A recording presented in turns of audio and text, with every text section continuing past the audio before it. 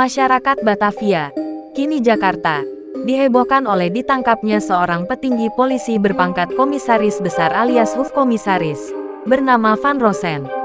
Dia ditangkap karena menerima suap dari para penjudi dan pemilik bisnis pelacuran. Bukan hanya itu, dia juga dituduh menyelewengkan anggaran kepolisian. Kisah tragis sekaligus menakutkan bagi warga Batavia ini. Jejak Beksi kutip dari Kompas. Van Rosen mengaku bersalah dan ditahan. Tulis Marieke Bloembergen yang menulis buku Polisi Zaman Hindia Belanda dari Kepedulian dan Ketakutan, terbitan Kompas, 2011.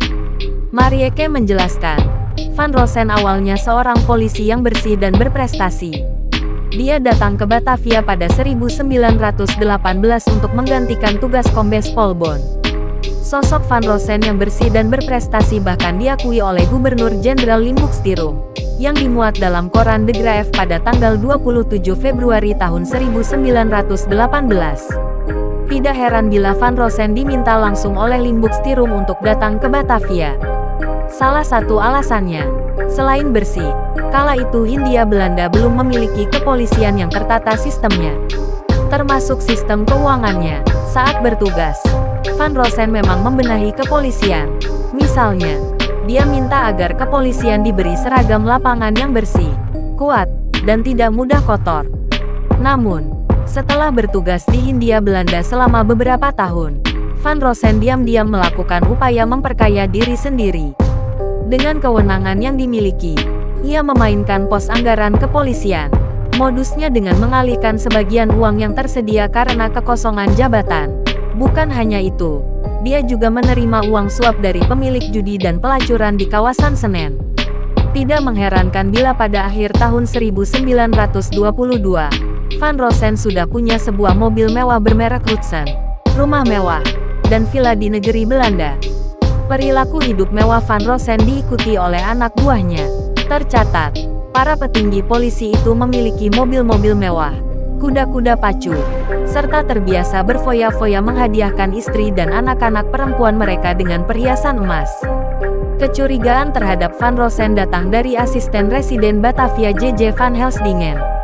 Kecurigaan bukan hanya dari gaya hidup mewah Van Rosen, tetapi juga datang dari anak buahnya yang berdasarkan pengamatan bermasalah. Misalnya, ada agen kepala bernama Muller yang melaporkan atasannya, Kepala Reserse Unit Candu bernama W.J. Kelder, telah terlibat penyelundupan candu. Rupanya, sudah lumrah ada upeti mengalir ke institusi kepolisian Batavia di bawah Van Rosen. Upeti itu berasal dari 15 pemilik perjudian dan pelacuran di wilayah Senen, yang setiap bulan menyetor kurang lebih 2.000 gulden. Namun anehnya, Van Rosen tidak menindak perilaku tak terpuji ini. Bahkan dia membiarkan praktek itu berlangsung oleh anak buahnya. Hal ini menjadi bukti kuat bagi asisten residen Van Helsdingen untuk mencokok Van Rosen. Asisten residen kemudian ditugaskan untuk membuka kasus korupsi Van Rosen hingga tuntas. Hasilnya mencengangkan, sebab menyeret sejumlah petinggi polisi, seperti Kepala Sekolah Polisi di Bogor bernama Miset, dan Kepala Depo Pelatihan Hadowar.